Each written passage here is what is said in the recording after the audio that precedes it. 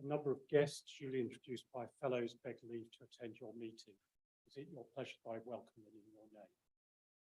Thank you. Minutes. There are two sections today. Minutes of the extraordinary general meeting on 20th October 2022 at Burlington House and live streamed by Zoom at 4:15 p.m. President Professor Martin Millett in the chair. The President introduced the meeting by summarising the proposed changes to the Society's nomination and election process as outlined in papers under marked up order number 3, which had been previously circulated. He reiterated that the desired outcome is an increase in the number and diversity of the fellowship to reflect better the sectors which the Society represents. The President's reported that candidates for fellowship would continue to be nominated by fellows as outlined in the statutes, but that the proposed changes would also allow for people to inquire about the possibility of being put forward as a candidate for fellowship. A scrutiny panel comprising previous presidents and vice presidents would review these inquiries, and if the inquirer met the criteria for fellowship, would find a sponsor to nominate them. The nomination and blue paper process would then follow the existing procedure as outlined in the statutes and order number 3. Allowing inquiries about fellowship does not require a change to the statute. Since one of the obstacles to getting candidates through the balloting process is the number of physical ballot boxes available, 15, and the fact that ordinary meetings do not take place between June and October, the proposed changes recommended that if adopted, ballots would no longer routinely take place in person via the ballot boxes, and voting would be online by post and by dropping ballot boxes to Burlington House in person. The process of reading and suspending blue papers would also move online to the password-protected Fellows platform. The President emphasised that the proposed changes would retain the quality and standards of the fellowship without dilution, and then opened the meeting to comments from the floor and online. Following agreed written comments previously received that were summarised by the President, it had been agreed that there would be a gap of about 4 weeks between blue papers being suspended online and voting opening. This will allow fellows to discuss nominations ahead of the ballot. In response to comments in the room and online, the President confirmed that more than one fellow on the interdisciplinary scrutiny panel would review inquiries for fellowship to avoid instances of personal bias. In response to a suggestion that anyone inquiring about becoming a fellow should have proved their interest by already being an affiliate member of the Society, the President clarified that this would not be recommended to Council. There are many senior figures in the sector who are not fellows, and it would be inappropriate to suggest that they should join an affiliate scheme aimed at a general interested public. In response to fellows expressing sadness while accepting the demise of the physical ballot boxes, the President suggested they could be used at ceremonial meetings, such as the anniversary meeting, to maintain a link to the Society's historical rights. Fellows in the room spoke to indicate their support of the proposed changes. As there were no further comments, the President reminded fellows that the consultation period would remain open until 24th of October 2022, and that the formal voting on the proposed changes would open on the 1st of November and close on the 30th of November 2022. The meeting closed at 4:50 p.m. It was then followed by the ordinary meeting of the Society on Thursday, 20th October 2022, President Martin Millett in the chair. The minutes of the ordinary meeting of Thursday, 13th October were read and signed. The certificate of candidates for election were laid before the Society in order to be suspended in the usual manner. This being a meeting for the election of new fellows, the President announced the following were elected: Richard Allen, Andrew Argenti, Graham Barton, Carol Bell, Dominic Bouchard, Thomas Cromwell, Derek Hurst, Tom Nancolas, Rebecca Roberts, Sean Thomas, and Robert Wendick. The following being in attendance and having signed the obligation required by the statutes were admitted as fellows: Margaret Bennett Samuels, Hannah Snellman, Hannah Westman.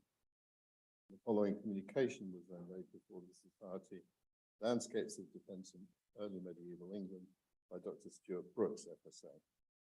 Thanks for return to this communication. The President announced that the next meeting would be on Thursday, 27th of October 2022, and then adjourned the meeting. Is it your pleasure to sign these minutes?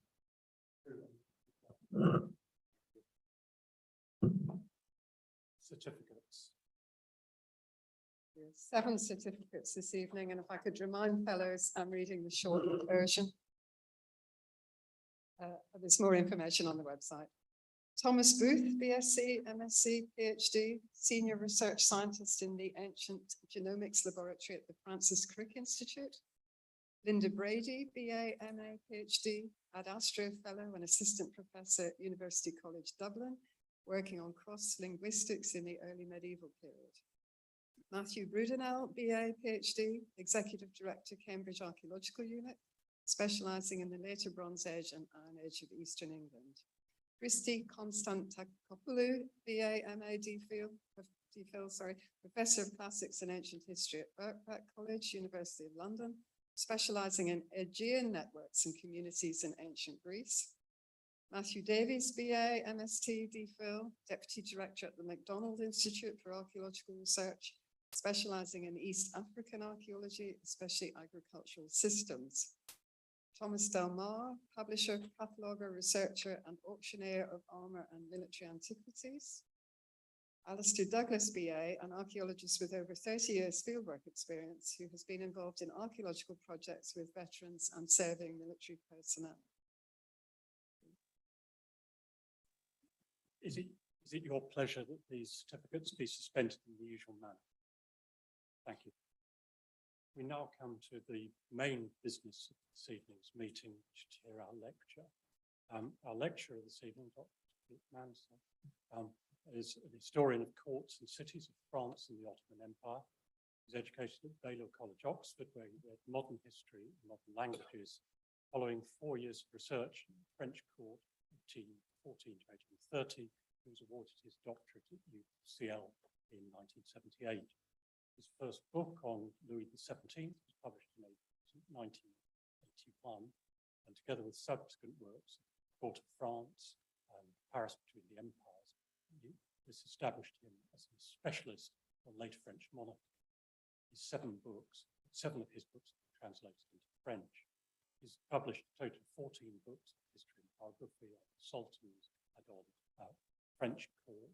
His most recent book, King of the World, The Life of Louis XIV, which have copies on the table there, published by Penguin in July 2019, won the Franco-British Book Prize and has been translated into French, Dutch, Italian, and German.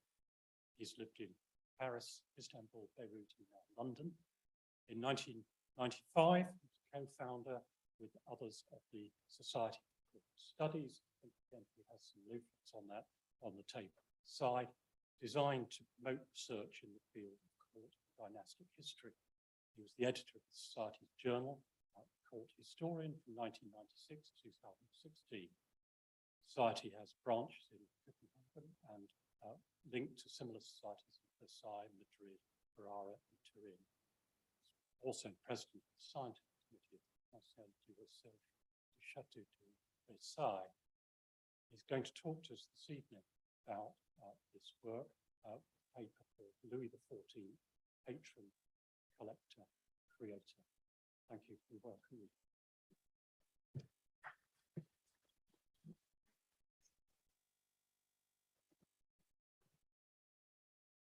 Thank you very much for the kind invitation. Great pleasure to be here, partly or above all because one of our inspirers at Court Studies was a member of this society. Hugh Murray Bailey, I wonder if anybody here remembers him, who wrote this, well, I'd love to talk to you later about him, who wrote the seminal article about Versailles state apartments, which I helped translate into French for Versailles, called Etiquette and the Planning of State Apartments at Versailles, which was published in 1967, I think, in your journal, and is still referred to with awe by subsequent historians of the court of Versailles, which is my subject tonight. And I'm going to talk about Louis XIV as a creator as well as a collector and curator. And I'm going to go through a few of the aspects of his extraordinary creative urge: dance, music, furniture, painting, then Versailles itself, which was in a way his great work of art, architecture, gardens, sculpture, the sculpture which still adorns his gardens, and finally, what perhaps is the most interesting of all, literature and the written word. And I want to show, I hope, that Versailles, the great court of France, was as much of a creative impulse and center and source of energy as the Vatican or Weimar or indeed Athens, and to show that courts are not just about power and networking, but also about the arts and creativity, as I'm sure you all know. And this is a familiar image of Louis XIV as warlord, and he was indeed a very cruel warlord, devastating the Rhineland and bombing Brussels, Genoa, Algiers, more or less any city he could lay his hands on.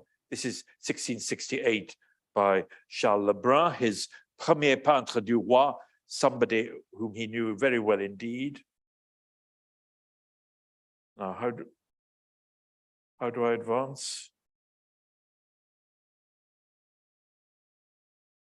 No.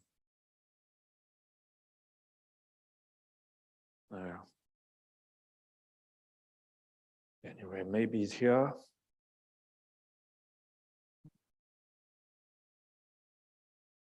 Yes, moving forward. Okay, this is him by Mignard, 1673, 6 years later, in front of the city of Maastricht, which he conquered with great splendor, helped by the young John Churchill, because France and England were then allies, but which he then, like many of his conquests, handed back, because the main thing for him was the conquest itself and a triumphal entry, almost more than territorial acquisition. He is painted as a Roman hero crowned by victory. He lived in a classical world far more than in the past of the French monarchy, in my opinion. He's always trying to imitate the Roman emperors and Alexander the Great. But war isn't all Louis XIV. There is a more attractive aspect of him, which we will discuss tonight as patron of the arts. And here is an unfamiliar picture apparently at Stockport Museum of the triumph of art. And on the left is a picture of Colbert, who is really Louis XIV's not only economic supremo, but manager of the arts, the man who really ran the construction of Versailles until his death in 1683. An indispensable right-hand man. Everything went well while Colbert was alive. After he died, more or less nothing did. And Louis XIV was obsessed with being a patron of the arts. He knew, he was constantly told, nothing makes a reign last longer than artistic patronage. It feeded his sense of glory almost as much as military victory. So there are many pictures on this theme. This is him as protector of the arts and sciences. You see the symbols in front of him, the globe, a bust of a god. That is 1667 by Henri Testelin. Almost all these pictures are in the Musée de l'Histoire de France in the Château de Versailles, but not always on show. And here is another picture by Jean Garnier as protector of the arts and sciences. And please note the musical instrument. I think it's a cello on the left. He adored music. He spent a lot of his spare time playing or listening to music. And this is a more familiar picture of Louis XIV at the Academy of Sciences. Again, the man in black is Colbert, the key figure, the person who often selected artists for him. And now I'm going to show you a key to this picture. Most of them are mathematicians and astronomers.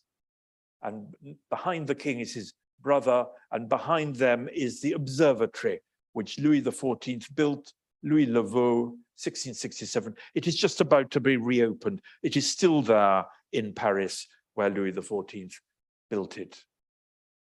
And you see, A is Cassini, an astronomer. B is Christian Huygens, another astronomer. C is the Abbé Picard, a mathematician. D is Pierre de Carcavie, another mathematician. E is the Abbé Jean Duhamel, premier secrétaire de l'Académie française. And F is Charles Perrault, the author of the fairy tales. And then behind him, G is Colbert.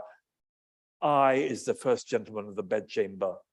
J is his brother, Monsieur Duc d'Orléans. And K, no one has quite thought. But please note, there is a globe, there are lots of books, there are instruments. It's a very learned picture. I wonder if any of you know of other pictures of other monarchs so surrounded by men of learning. And here is another picture which was in the in his Petite Galerie in a wing of Versailles, showing royal magnificence, immortality, and progress in the fine arts. Again, this association of royalty and the arts, which I think Louis XIV took further than anybody else. And this, now I was told this was going to be righted for me, but in fact, it hasn't been.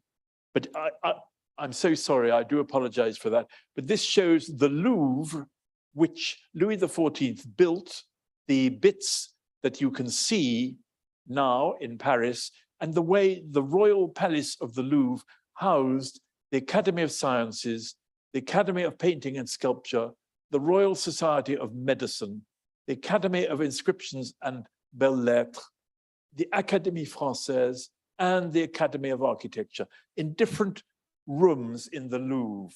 Now that gave them various legal privileges as well as accommodation.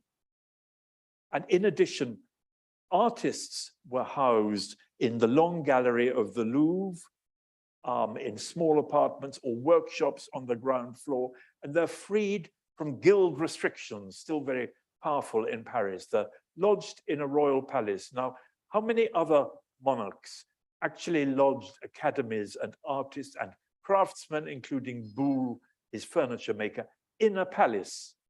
The Royal Academy here was lodged in Arundel House, I think, not in the Royal Palace of Whitehall. Maybe you can tell me of other monarchs who gave artists and creators accommodation in a royal palace. And now I want to begin with dance, because that was really one of the first art forms in which Louis XIV himself performed. He was a dancing king. And by the way, he's helped by this.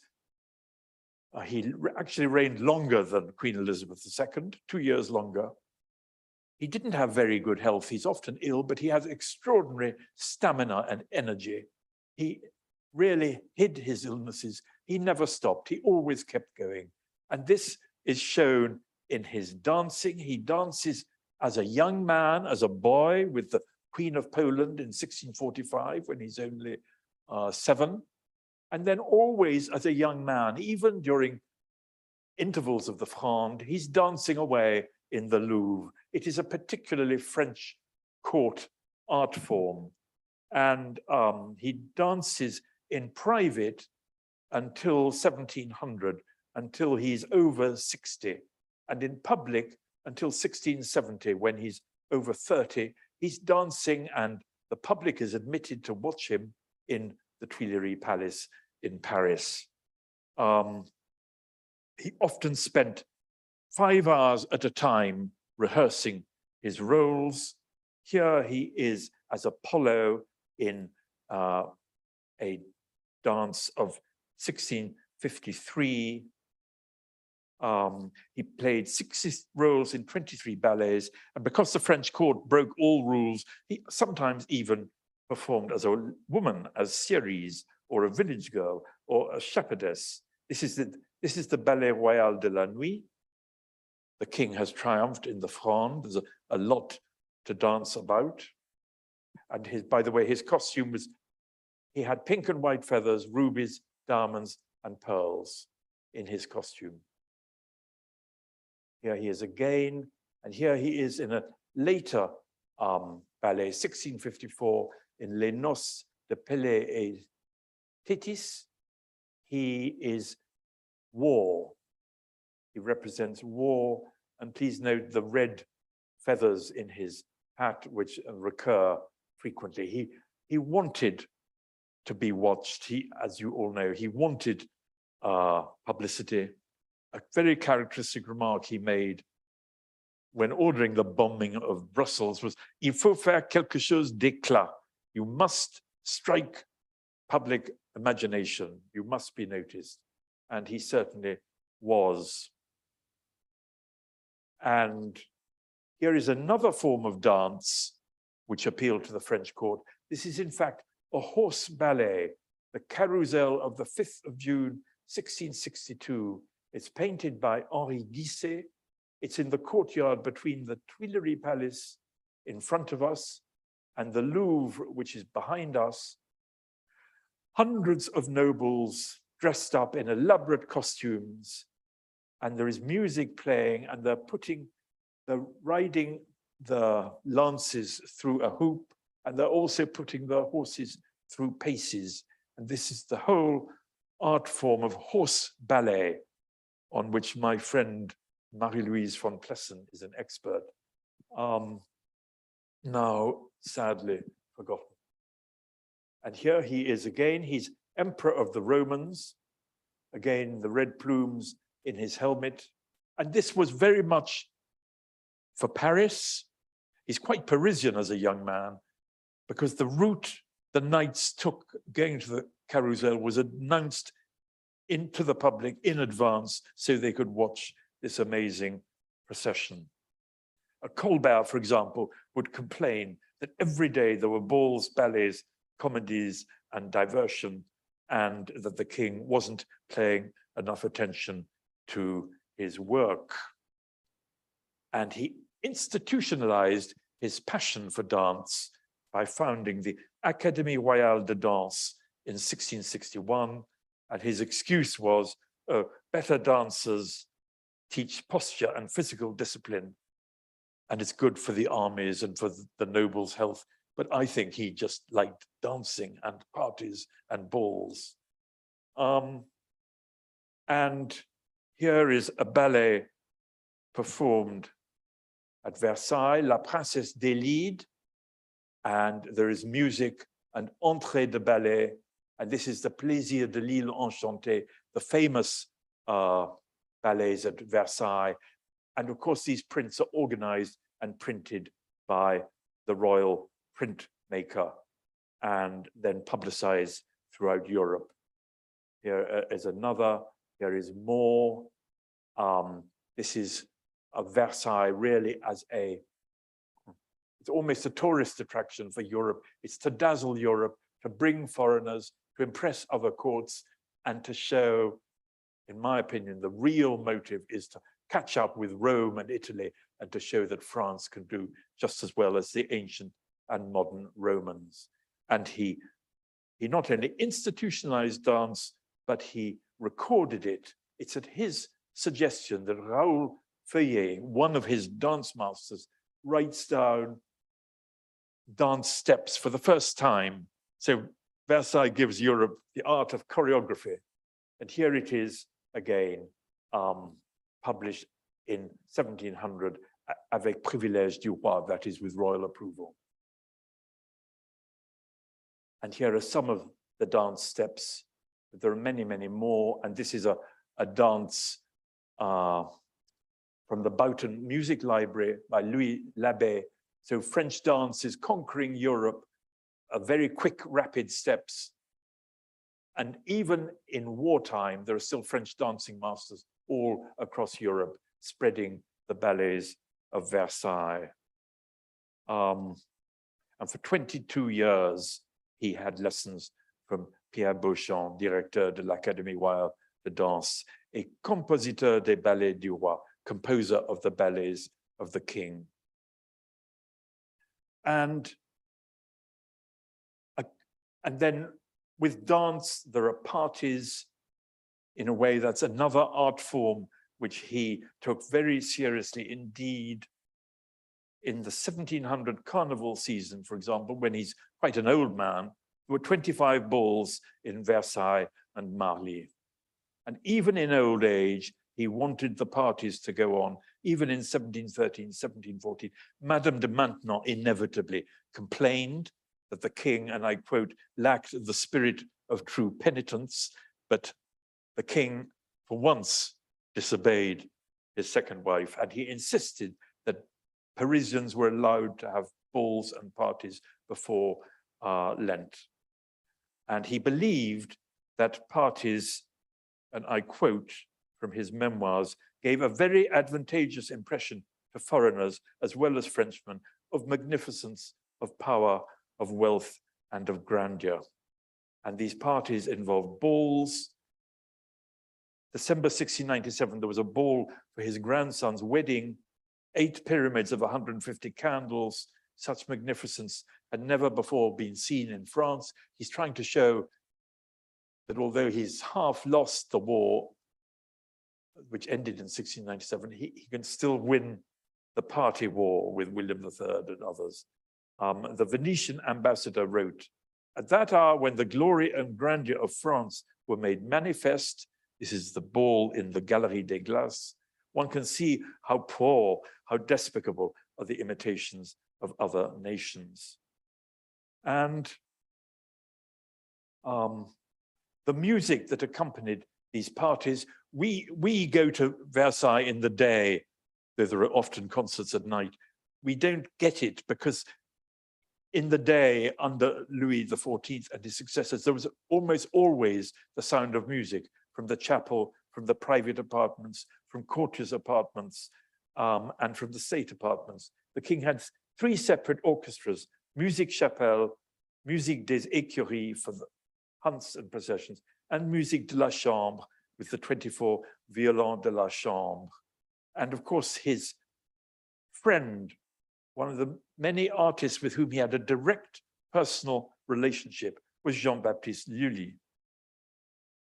And here is a collection of guitar music. The king himself played the guitar in private. He wasn't so conventional as his reputation implies. And this is dedicated to the king by his guitar composer, Art de Visé.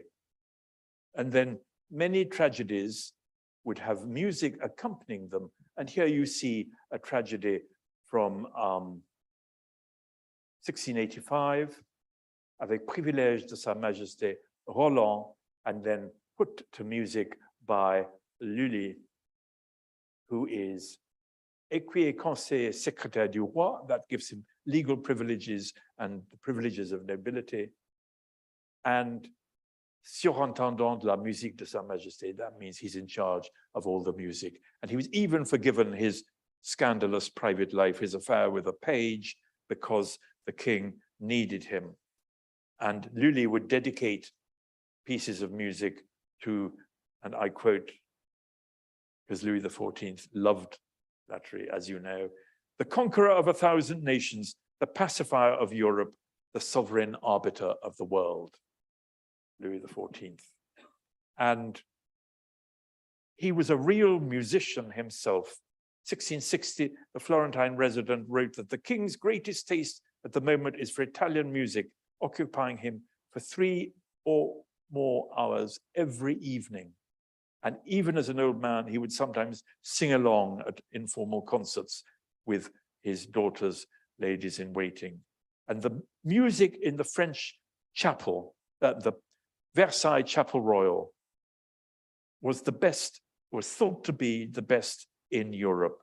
And the king personally tested the singers and insisted that Mass and the Psalms and the Epistles and the Gospels were accompanied by music, often motets by Lully and soloists and alternating small and large choirs with interludes of violin music. So the chapel services were actually concerts. And ambassadors would say, after the court of France, if you went to the chapels of other courts, you had to block your ears. The music was awful in comparison. And of course, at all his parties, there was music. As another one, there is another entrée de ballet at a performance at Versailles of Alceste. And the 3 great rounds of parties, 1664, 1668, and here 1674, to celebrate the conquest of Franche-Comté. And now dance, music, and now furniture and luxury.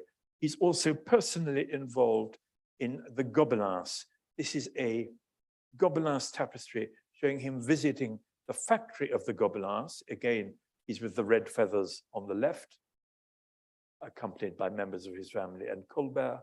And he's being shown these luxury products which the factory was churning out with the help of German, Italian, as well as French craftsmen. It was set up by Louis XIV and Colbert, and it lasted until the Revolution. And you can see some of the silver furniture, some of the very luxurious furniture, of which I will be showing you some examples. And now you can see them in the rooms of the Objets d'Art in the Louvre, as well as at Versailles. And he made several visits to the Gobelins factory, not just one in 1667. So he's taking a personal interest in its work. Here is his jewel casket, now on display in the Louvre. This was actually made by a German, extremely elaborate filigree gold. You can see here a typical of his taste, always for elaboration and luxury and splendor. He also collected bronzes. Here are some examples of the bronzes in his collection, which he would display in his petit appartement. He had a petit appartement, just like Louis XV and Louis XVI, on the right of the courtyard when you're facing Versailles. And some of the medals that he commissioned. The medals are a whole other story, but he's the greatest patron of medals, and the Histoire métallique du Roi was an ongoing work of art, constantly being prolonged throughout his reign. Here is his mistress, Madame de Montespan, shown at Clagny by Henri Gascard. Clagny, the house he built for her, with her gallery, and behind some luxury cabinets surmounted by blue and white china. So it's an early example of French taste for blue and white Chinese porcelain. It's not just William and Mary who are importing it, it's the whole French court, if they were rich enough. Here is one of the cabinets with a medallion of the king in the middle. That is, I think, in the Fitzwilliam Museum in Cambridge. This is in the Getty Museum in California. It's made by Boulle, who is cabinet maker and marquetry expert, the king, with lodgings in the Louvre, 1675. The scene is Hercules and Hippolyta supporting the cabinet. This is in the Wallace collection, again with a medallion of the king. So the king is everywhere, even on pieces of furniture. And this is in the Louvre, about 1700. Again, luxurious furniture. He's shown as a Roman emperor, and the products used to make this are oak, ebony, coral, gilded bronze, marquetry, and tin. And I'm sure much else. And this is one of the most splendid cabinets of all, acquired by Louis XIV in 1683, made by Cucci at the Gobelins and now in Alnwick Castle in Northumberland. And you see his monogram at the top and a crown. And here is his own personal desk, again with the two L's, which he introduced as the French royal monogram. His father didn't have it. And I wonder if it's an unconscious echo of the interlaced F's of Fouquet, his enemy, whom he imprisoned for 20 years in solitary confinement. And it's surmounted by a crown. It's made by Oppenort. It's his personal desk and is now in the Metropolitan Museum in New York. There you see it. Again, the taste for luxury, and Versailles and France as symbols of luxury, exporting it to Europe. Here is the bed of James II, 1688, made by a Frenchman, Jean Perrat, which was made for him, but he never slept in it because he was overthrown in the Glorious Revolution. It's now at Knowle in Kent. The finest Louis XIV state bed is now in England. And he's also interested in paintings.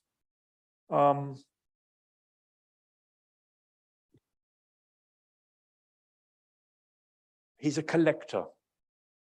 And this is the Veronese picture of Jesus Christ having supper in the house of Simon, done in 1570, given to him in 1664 by the Doge of Venice as a present, and then hung in the Salon d'Hercule in Versailles in 1712, where you can admire it today. And Versailles wasn't only a royal palace, it was also the equivalent of the Louvre, because the cream of the royal collection was taken by Louis XIV from the Louvre or Fontainebleau and put in the state apartments and in his private apartments at Versailles. Versailles is done to appeal to foreigners, and if the king wasn't in residence, which is over half the year, and if you had a letter of introduction or were very rich, you could pay the king's valet and be shown round his private apartments, which displayed his collections of coins, medals, cameos, and pictures. So he's a real collector as well as a creator. And you could also see his son's apartment. He was also a collector, the Grand Dauphin, of luxury objects mainly. And you had to put on pantoufles or slippers, just like around Russian palaces in the past. And he's very keen on making French paintings appear as good as Italian. Not only palaces and gardens, but painting also. So his premier peintre du roi is Charles Lebrun, and this is Lebrun's picture, still at Versailles now, of the family of Darius in front of Alexander the Great. And Louis XIV saw himself as a new Alexander who was going to conquer the world like Alexander. So this subject appealed to him very much. Here is another picture in the cycle of Alexander's entry into Babylon. And Lebrun is a sort of arts dictator. He checked on drawings and decoration at Versailles. He's in charge of the Galerie des Glaces. And the king speaks to him personally. So for example, this is a scene from the ceiling of the Galerie des Glaces. It shows Louis XIV as Jupiter with thunderbolts. It's referring to his conquest of Ghent in the Spanish Netherlands in 7 days in 1678. All the scenes in the Galerie des Glaces, then known as the Grande Galerie, they're all about Louis XIV. It is, I think, one of the few galleries in Europe. There are some others where it's only about the commissioner and a contemporary monarch, not about the gods of Olympus or the ancestors of the dynasty. That was Louis XIV's personal choice. The scenes would have celebrated Hercules. There he is again. There is another scene showing the king governing. It is one of the most magnificent, most regal, and largest rooms in any palace in Europe. And he would discuss Lebrun's paintings with his ministers, even interrupting council meetings in order to admire new ones. For example, this, in the 1680s, he took his ministers to admire it. This is Lebrun showing Moses defending the daughters of Jethro. So he's becoming more pious. The subjects are switching from mythology to the Bible. And this is the raising of the cross. It is now in the Musée des Beaux-Arts in Troyes. And he really built up Lebrun's reputation. And he said, this is typical Bourbon humor. He was well aware that artists' prices rose after they died. And he said to Lebrun, don't die on me, Lebrun, in order to raise your prices. We admire you enough as it is, or something like that. So he's raising the status of artists. Versailles is a real hub of creativity. And much admired abroad. And here is Lebrun himself. He was a collector. You see a picture of Louis XIV with him, and he left his collection to Louis XIV. A truly impressive court artist with a finger in every pie. And he even wrote about painting in general. Here you see a method to learn how to depict the passions. And it's by Monsieur Lebrun, Premier Peintre du Roi, and Chancellor and Director of the Royal Academy of Painting and Sculpture, i.e. he had control over all members, all younger potential rivals in the Academy. Painting, and now architecture, another passion of Louis XIV. And here is the facade, the east facade of the Louvre, about 1677, which had started in 1666. Bernini had been summoned to Paris by Louis XIV personally as the greatest artistic genius of all time. But you see in the diaries of the time and the diplomatic reports, actually the French court establishment and the French artistic establishment destroyed any chance of Bernini's designs for the Louvre being accepted. He was very well treated by the king, special ice sent to him on his journey so he wouldn't be too hot, and so on and so forth. He was allowed to sculpt the king. He was allowed even to run his fingers through the king's hair to rearrange it to make a better bust. But he didn't understand that in a French palace, the king's bedroom had to be the biggest room because everybody crowded in for the lever and coucher. And so he returned to Rome disappointed. But he had really been treated like royalty by Louis XIV and his brother, again showing how much the French court valued the arts and was an artistic machine as much as a political or military one. And here it is again, one of the finest palace facades in Europe. Louis XIV personally chose the the pairs of Corinthian columns to make it look richer, but he never used it. At exactly the time it was being built, he was abandoning Paris. He never slept in Paris after 1671. And the real reason isn't really fully known. He had been quite Parisian in the 1650s and 1660s. It may be his mistresses, maybe his mother's death, maybe fear of Paris, or maybe a combination of them all. Another architectural masterpiece of Louis XIV is the Invalides, perhaps even more impressive than Versailles. 14 courtyards built to house old soldiers, partly to keep them off the streets. And his last visit to Paris but it's on the edge of Paris, so he just approached from outside Paris. 28th of July, 1707, Mansel, the architect, is presenting him with the keys to the Invalides. It's a great triumph. And please note that in this print, the architect is almost as large as the king. So how many other monarchs would have commissioned a print showing the artist almost as his equal? And he compliments the architect, but he also, this again shows how unusual he was. It really was a reign of women. He goes out of his way to compliment Madame Mansel on her part in her husband's success. And here is the Porte Saint-Martin, showing again Louis XIV as a conquering hero. And here he is as Hercules. This is 1678 in Paris, rather a forgotten monument.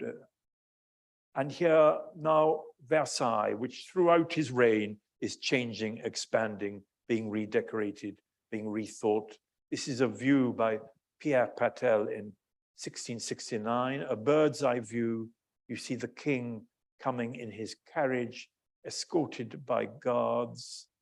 This is his father's hunting lodge, which he gradually expands while keeping the original walls of his father's palace. When his architects protested, he said, I know you don't like it, but I insist on keeping my father's building. You see courtiers' houses on the left and right. And there you see for 1664, for the parties, the Plaisir de l'Île Enchantée. And then this is about 1680. You see Colbert again, the man in dark in the front of the picture, supervising the expansion and construction of Versailles. And he hated doing it because he thought, oh, Your Majesty, you should stay in Paris, in the Louvre. That is where your magnificence and power will be best shown to the world. And he actually criticized Versailles with wings too long for the body. Courtiers called Versailles a favorite without merit, but the king personally insisted on it becoming the center of the state and the army and the arts. And here it is, once it's been finished, really it was compared to a town at the time. It was compared to the imperial palaces of the Roman emperors. In front is the house of the Grand Veneur, Monsieur de la Rochefoucauld, where the king's hunting dogs were kept. You can see them in the courtyard. That's by Pierre Martin. Here is another picture showing the reservoirs for water. Versailles had a very bad water supply, but still the king insisted on making it his principal residence, I think to show that he could triumph over nature. Here, this is the best picture. It's slightly later than Louis XIV's reign, showing how busy the palace always was. People are coming and going in the courtyards. On the left, in the middle courtyard, are the Swiss guards. On the right are the French Guards. And the two buildings in front of us are the Grande Écurie on the left and the Petite Écurie on the right, because King of France needed so many horses, about 800 under Louis XIV, that he had two sets of stables. This is another of Lebrun's frescoes in the Galerie des Glaces. Louis XIV would talk to Lebrun, but he also talked to humbler artists. This is a picture by Desportes, done for Louis XIV, and in part composed by him, of his hunting dogs, Bon, Pon, and Non. And he loved his dogs. He knew them well, possibly better than most of his courtiers. And he had this picture hung in Marly. And he wanted the detail in everything about Versailles, even when he was on campaign. And he personally insisted that when the Antichambre du Grand Couvert was redecorated, it had a sort of youthful feel. His grandson had just been married, and he actually made the famous remark in his notes, "Il faut de l'enfance partout." There must be childhood everywhere, as you see in this decoration. And now the gardens. He was also a great gardener, passionate about gardening, and he would go out into the garden even when he's over 60, even when it was so cold that his dogs refused to go outside. He went outside in February 1704 or something like that, because he was in fact the toughest animal in his own court. And this is Le Nôtre by Carlo Maratta. Again, he had personal contact with the king. They're always together in the gardens of Versailles, reorganizing the sculpture, reorganizing the bosquet, the avenues, all the arrangements. It's very much, the garden is his personal work of art. And he even wrote a Manière de montrer les jardins de Versailles, rather dry, just saying how you should see it and what perspectives you should enjoy.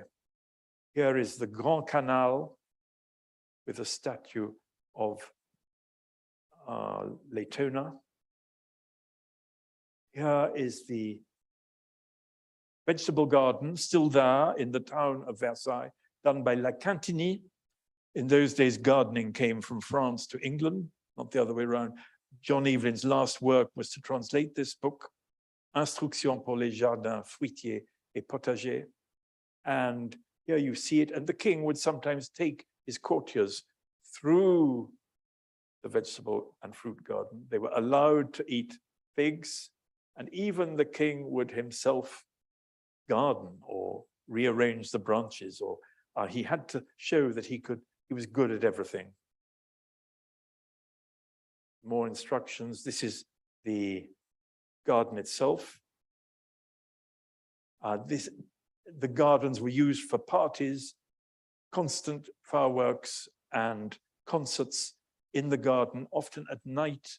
Again, the fireworks were another work of art of Louis XIV, turning night into day to show his power. Better fireworks than now. I've been to the fireworks of Versailles, they're not so wonderful. This is 13th of July, 1668 by Lepôtre. And then here are some of the pictures of the gardens commissioned by Louis XIV from Jean Cottel, mixing gods and goddesses and real life and real sculptures. This is the entrance to the labyrinth. This is the Bosquet de l'Étoile, showing Alpheus pursuing Arethusa, and she is changed into a fountain. This is the Bassin de Neptune and the Bassin du Dragon, with the Judgment of Paris, still there, very unusual Baroque fountains, with Versailles in the distance. And please note the little cupids who are showing raking the gravel. And this is the Galerie des Antiques, 1688, by Jean-Baptiste Martin, with antique sculptures. because there were also antique sculptures as well as modern French sculptures in the gardens of Versailles. Over 400 sculptures, the largest outside collection of sculptures in Europe, I think. That shows how the gardens were used for social life, men and women. They were open to the public. Sometimes they were shut and the king couldn't stand the crowds, but he would always reopen them because he knew he had to live in public. This is the ballroom. It's still there, used for open air dances at night in the summer. The colonnade with Apollo served by the nymphs. This is Versailles, 1685, by Israel Silvestre, just to show you the garden, the palace, the town.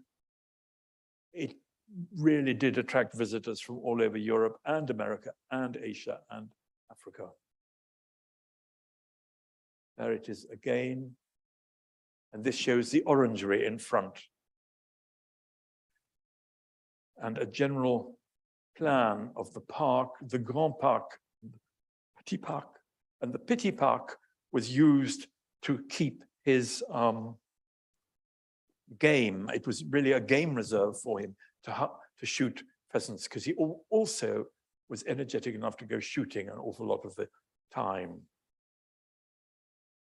Here is the famous Bernini bust, which the king commissioned in 1665, which you can see in Versailles now, said to be a very good likeness. That's all the work Bernini got from the French court. And now I'll take you through some of this really works of genius, which Louis XIV commissioned for the gardens at Versailles. Apollo served by the nymphs by Girardin, 1669 to 1675. He's trying to show that French sculpture is as good as Italian. This is the colonnade with Girardin's statue of Pluto abducting Proserpina. There it is again. This is by Slots, the fame of the king. This is again by Slots, Aristeas and Proteus, 1714. He's going on placing new sculptures right until the last year of his reign. Ganymede and the eagle. The angry one by Ouzeau, another French sculptor. Pierre Puget, a brilliant sculptor from Marseille. So Versailles isn't cut off from the rest of France. It was open to talent and visitors from everywhere. Perseus and Andromeda, now in the Louvre. Really an extraordinary sculpture. And then the king himself helped design the first Trianon, the Trianon de porcelain, which was really used for his trysts with Madame de Montespan, 1670. It was ready, and there was even a room in it called La Chambre des Amours.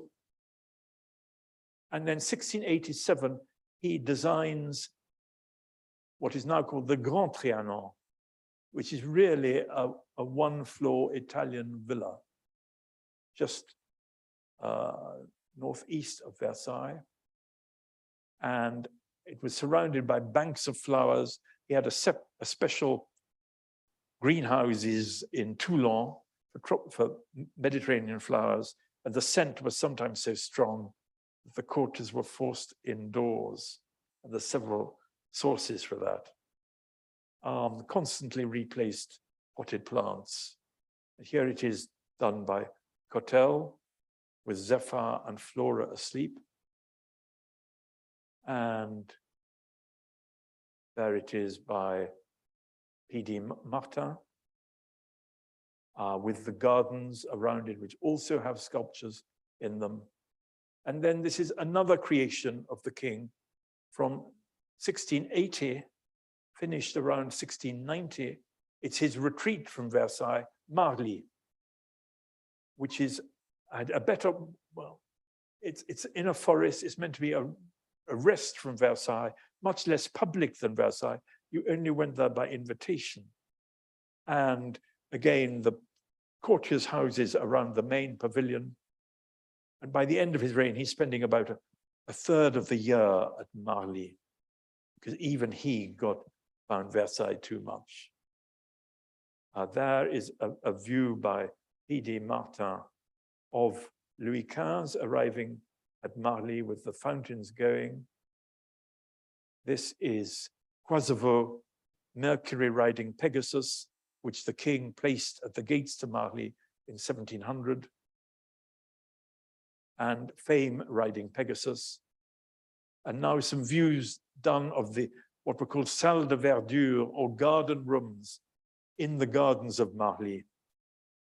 The courtiers lucky enough to be invited could go from one to the other in the day. This is the Fontaine des Enfants du Couchant, and please note the golden carp in the ponds. And probably the carp died quite soon because they needed mud and the king wanted to see them, so he didn't like them being in muddy water. But some friends who have carp say not all carp do need mud. I leave it to you. Partie haute de la rivière, and the rivière in front of this drawing was personally designed by Louis XIV with extremely elaborate pink marble and sort of layers of water like steps going down to the main pavilion. Parnassus. And this is Marly now. There's really nothing left. It was destroyed by building speculators after the revolution. So this is where the central pavilion was, which people really loved being invited there. At other courts, people complained of boredom, not at Versailles. This is the famous Machine de Marly, which raised water from the Seine through, it's the largest machine of its time, through mechanical processes up to that aqueduct, and then it could feed the fountains of Marly and the village of Marly. So it wasn't completely for the king's pleasure. And this is a picture by Etienne Algras, 1688. You see the king and his courtiers strolling through the gardens of Versailles. And it's really quite informal, because what I note is that a lot of courtiers have hats on their head in the presence of the king. I think it may mean that they're princes, I'm not quite sure, but this is, you wouldn't find that mentioned in the written sources. And please note the statues all round the garden. And the fountains playing. They would play when the king was in the garden. People would whistle to each other in advance, oh, he's coming, turn them off. And the moment he had moved on, they would turn them on, they were turned off because water was such a difficult, such not really in supply. And this is another picture by P.D. Martin showing the Bassin d'Apollon and the great Grand Canal, which he would sometimes go on at night and be serenaded by music. And you see he's in a wheelchair in the front, surrounded by courtiers. And he's by now very old. Sometimes he would go round the garden in a wheelchair with Le Nôtre beside him in another wheelchair. Again, the artist almost treated as an equal.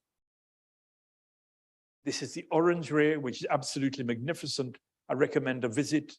It was described as a palace, and it is indeed like a palace or the nave of a cathedral. This is a view inside the orangery where the orange trees are kept at winter.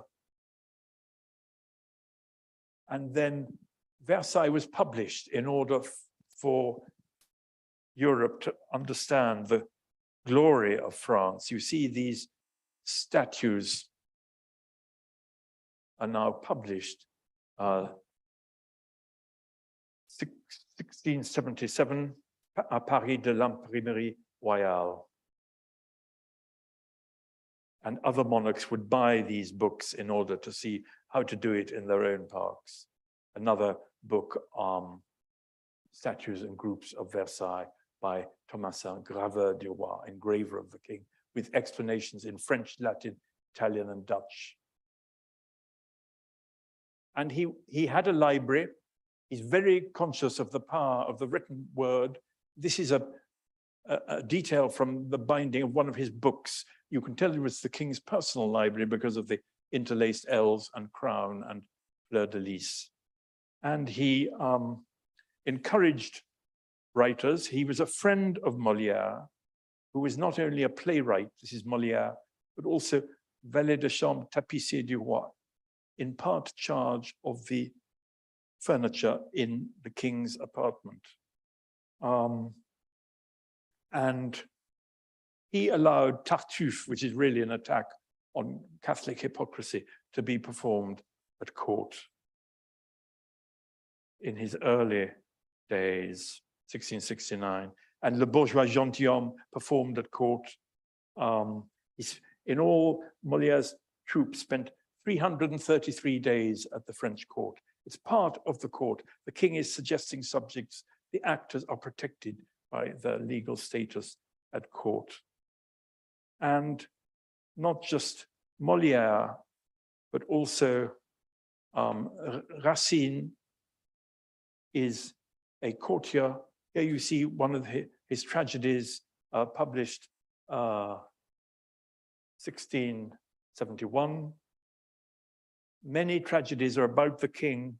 They have a king who gives up a mistress out of principle, as the king had to give up Marie Mancini. Malheureux, mais toujours la patrie et la gloire ont parmi les Romains remporté la victoire. Always glory and the fatherland win victory among the Romans, i.e. the king conquers himself.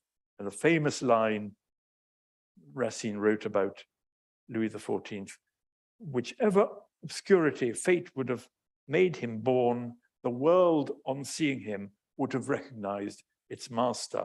Le monde en le voyant eût reconnu son maître. And he's really intimate with Racine. Racine is invited to Marly. He's given the grands entrées. He has his own apartment in Versailles. He talks to the king. He reads to him if he's ill. He's gentilhomme ordinaire du roi with a salary of 10,000 livres, reversible to his son. And he does more plays for the king, Esther and Athalie. And the king once said, I would praise you more if you did not praise me so much. So he's quite a subtle flatterer, very good at dealing with people. When Racine died, the king praised him so highly that other courtiers said, this is apparently true, they wish they could die too. Anyway, I hope I have shown that he really is a creator as well as a collector and a commissioner and a patron. And the last, and you know, he ballet, gardening, architecture, discussing with the artists like Bernini and Mansel, Molière and Racine. He would even discuss the detail of Correggio paintings with the Swedish ambassador. He really electrified the arts, and that is, I think, what makes Versailles special. It's not just a palace, it's also a creative hub full of the memory of the works of art and indeed genius which were created there. And I would like to end with a view of the last bit of Versailles to be done in his reign, which has just been restored now, the chapel with a ceiling by Poisevaux showing, there it is. This is a view from Louis XIV's place showing the God the Father in all his glory. Thank you very much.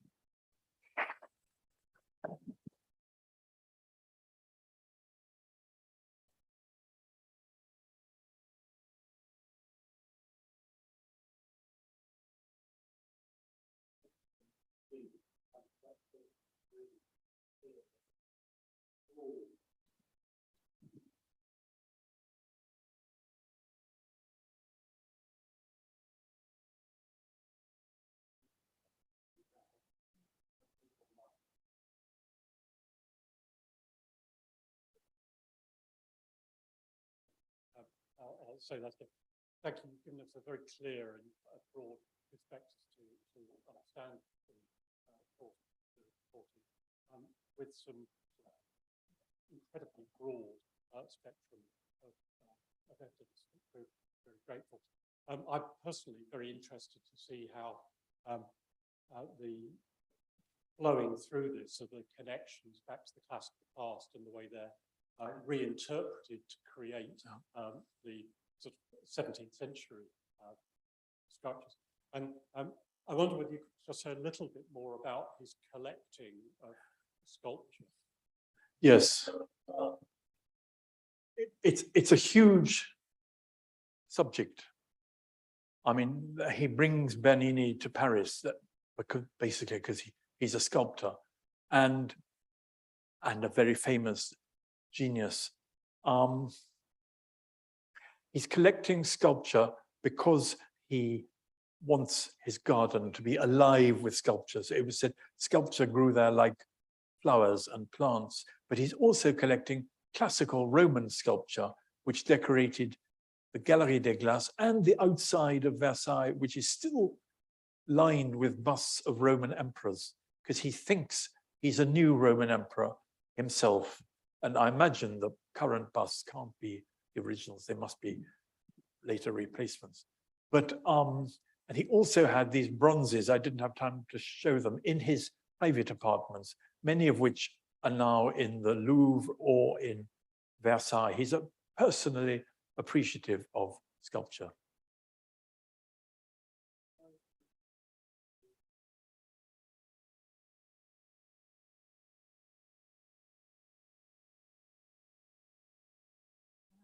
Pamela Morris asks, how did the French court ballet compare with the English court masque? Well, I'm not an expert on the English court masque, but I'm sure there was interaction between the two, because Henrietta Maria was a French princess with a large French household in London. And the French court ballet under Louis XIV is, I think, more extravagant, more people, more dominated by the figure of Louis XIV. He has to be the center of the show more than Charles I and Henrietta Maria were, and just evolving with the fashion of the time. So to be different in the 1650s from the 1670s and 1680s. There's the court ballet for public performance, but also there's the dances danced by members of the royal family and the court in front of spectators at court balls, like the ball for the Duc de Bourgogne in 1697. Another online question. Why the various prints labeled premier jour, deuxième, etc.? Sorry, I couldn't quite hear that. Why the various prints labeled premier jour, deuxième, etc.? The first day, it's because the three great series of parties, 1664, 1668, and 1674, they were over several days. They were staggered entertainments. So premier jour, 1664 is one play or ballet or concert, and then it's followed by others. And it was then recorded in these books of prints, which were then sent to, for example, Charles II of England.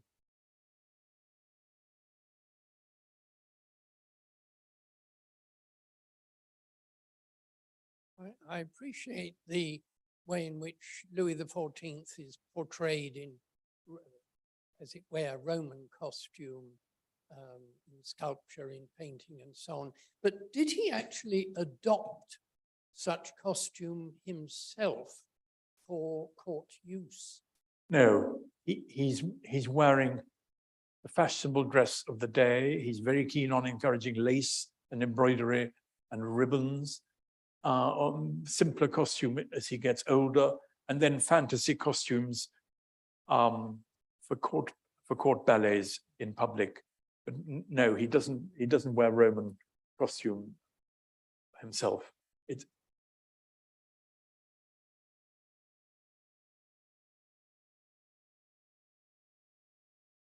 Is there any record of any of Louis XIV's contemporaries criticizing him on the grounds of taste? Well, that's a very good question. I don't think they would have dared do so in writing. But yes, in conversation, French courtiers could be very rude in a subtle way. And he once asked the Duc de Roquelaure, what did you think of my wedding, which it was 1660 down in Bayonne. Very, very elaborate costumes by the king, worn by the king and his family. And Roquelaure replied, he had a Gascon accent apparently, well, think of a recently enriched millionaire now, I think one. He said, well, I've just been reading Chips Shannon's diary. It's full of Charles Claw. And the courtier said, it's as if Charles Claw was getting married, i.e. it was vulgar and nouveau riche. So they did, that strain is always running through, but not among artists or painters that I know of. And you see the imitation of the French court in various details. For example, Charles II using Verriot, who does frescoes in his glory, and Verriot had also worked in Paris.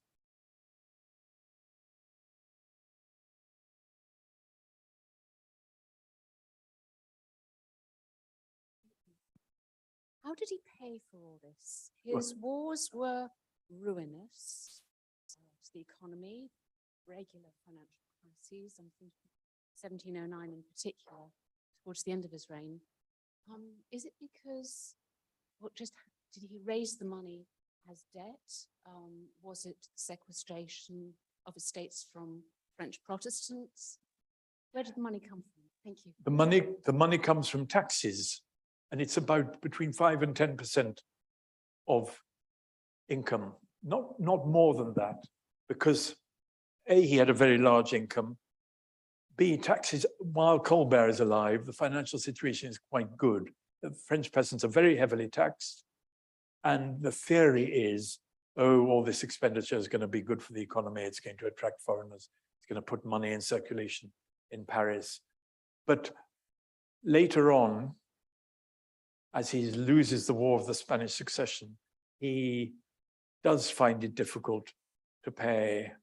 But the chapel, which you see there, it's partly an act of bravado. Oh, I can still afford the best chapel in Europe. He is in debt. Interest is huge, 13% more.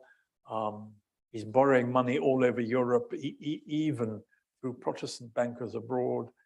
But somehow he always finds the money. But he left France in debt, definitely, a worse debt than even in 1789.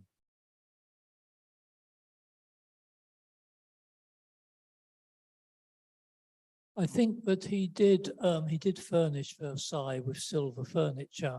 And I think he did, when he was short of money to pay the army, suddenly decide to melt it all down, and was apparently very upset when he realized he wouldn't quite get what he paid for it. Yes. Yeah. The army and the navy and the fortresses he built always cost more than Versailles. But we don't really know the full cost of Versailles because he's using soldiers sometimes to dig canals or dig lakes and so on. The justification was that it made economic sense by attracting foreign visitors and helping be a show place for French luxuries. As it still is, it's still used by businesses. Can we thank our speaker again? His talk so much.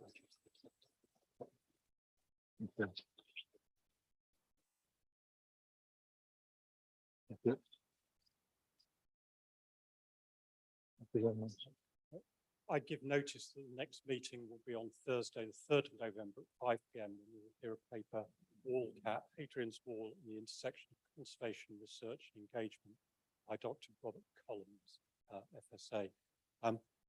That meeting will be going ahead.